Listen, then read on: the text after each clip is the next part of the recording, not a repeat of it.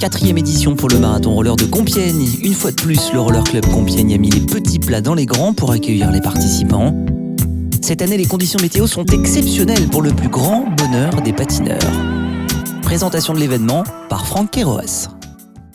Une très belle édition, un très beau plateau, ça devient presque un marathon et un semi-marathon international, avec tout de même effectivement plusieurs pays représentés comme la Nouvelle-Zélande, le Danemark, la Belgique, mais bon, la Belgique on le savait déjà avec les sœurs Gotzabos précédemment, et puis donc là deux nouveaux Mexicains qui viennent d'arriver, dont un qui fait une belle prestation. Le programme de la journée, il y a eu d'abord les courses enfants le matin, des très belles petites courses enfants, puis une roller qui a permis à plusieurs patineurs de bien s'amuser, et puis donc le semi-marathon et le marathon qui clôturera cette belle journée sous le soleil. C'est un bel événement, faut sûrement le faire continuer et perdurer.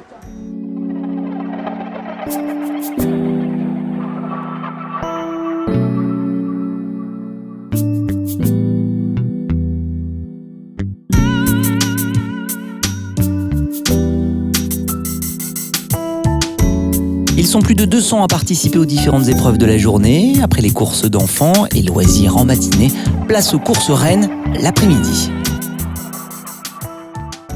Le semi-marathon fait office d'entrée en matière pour les patineurs internationaux présents à Compiègne. La plupart d'entre eux s'alignent au départ du semi-marathon et du marathon, un total de 63 km.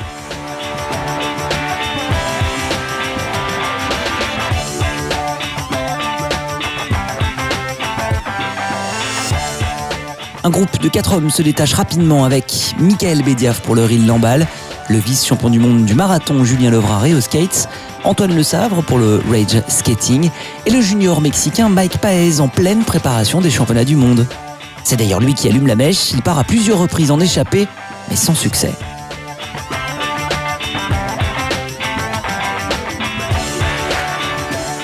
On doit l'attaque la plus franche à Julien Levrare. Il part en solitaire, le peloton de tête éclate. Mike Paez parvient à revenir au contact, suivi de Michael Bediaf. Le sprint se règle entre Paez et Levrare. Le Français l'emporte sur la ligne au lancer de patin. Michael Bediaf complète le podium. Antoine Le Savre termine quelques secondes derrière.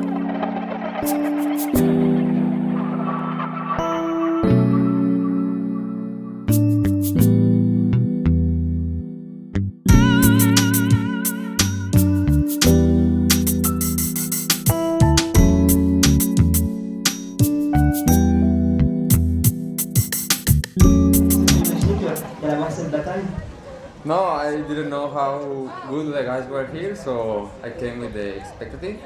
And yeah, he's really good, he's fast, and at the end, when he started the sprinting full, I just missed some meters to maybe pass him, but it was a good fight.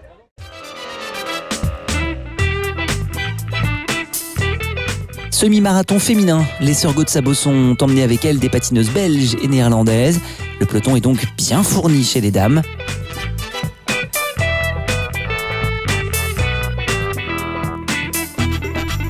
Dans le troisième tour, elles ne sont pourtant plus que 4 en tête. Jessica Gotzabos pour EO Skates, Sabrina Gotzabos pour Maple, Charlotte Laurent pour le Boissé RS et enfin la junior Alexandra Danel pour le BSC.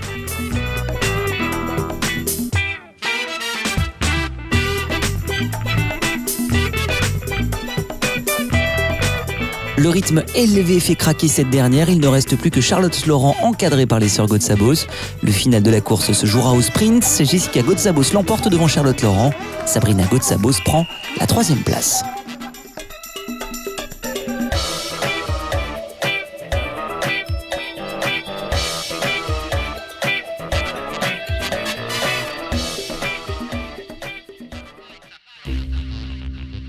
Place au marathon homme. Les favoris du semi vont devoir composer avec le jeune néo-zélandais Ollie Jones qui pourrait bien créer la surprise. Vincent Esnault pour le Levallois Sporting Club est le premier à ouvrir les hostilités avec Antoine Le Savre pour le Rage Skating dans sa roue. Les deux hommes sont talonnés par Mike Paez pour le Jalisco Mexico, Ollie Jones pour le Valley Nice Speed Skating, Michael Bediaf pour le Rill Lamballe et Julien Levrare pour EO Skates. Après 2 tours, il ne reste plus qu'une dizaine de patineurs en tête. Les attaques fusent, Antoine Le Sabre, Mike Paez et Julien Levrard attaquent tour à tour.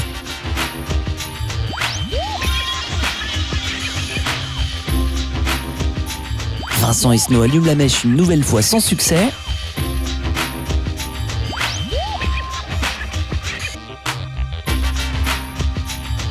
Une échappée de Julien Levrard, Mike Paez et Holly Jones va s'avérer décisive. Michael Bediaf se retrouve à chasser en 4e position.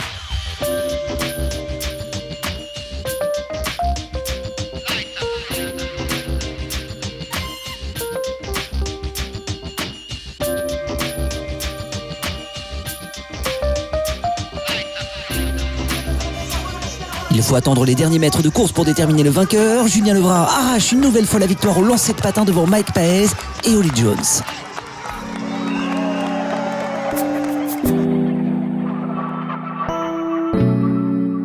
Mais c'est vrai que c'était loin d'être gagné pour moi, même à 70 mètres de l'arrivée, je crois. Et je me suis dit, déjà j'étais mal placé, j'étais 3. Je me suis dit, est-ce que j'ai la place pour passer ou non?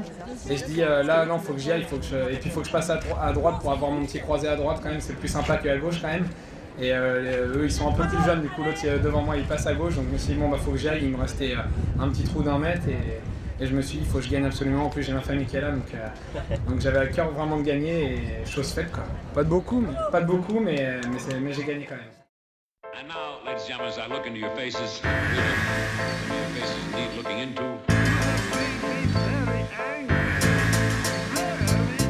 Marathon féminin, le peloton reste groupé durant les 2 premiers tours. On y retrouve Marine Thiébaut pour le PUC Roller, Anne-Claire Maillard pour l'ES Nanterre, Marine Nourry pour l'USM Villeparisis, Léa Régué-Petit pour le Pôle Longjumeau, Charlotte Laurent pour le Bois CRS, les sœurs Gauth-Sabos et Maria Karstensen.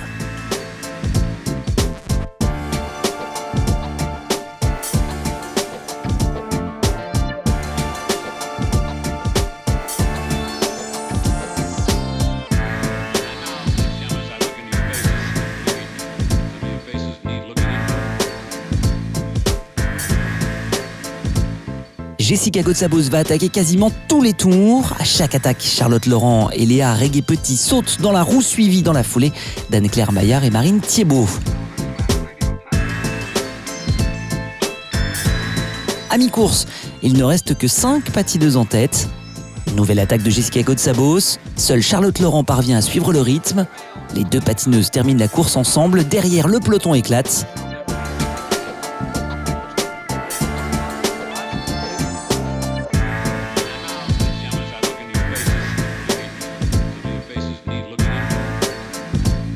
Le sprint final revient à Jessica Gauth-Sabos devant Charlotte Laurent. Anne-Claire Maillard arrive 1 minute plus tard, suivie de Marine Thiébaut.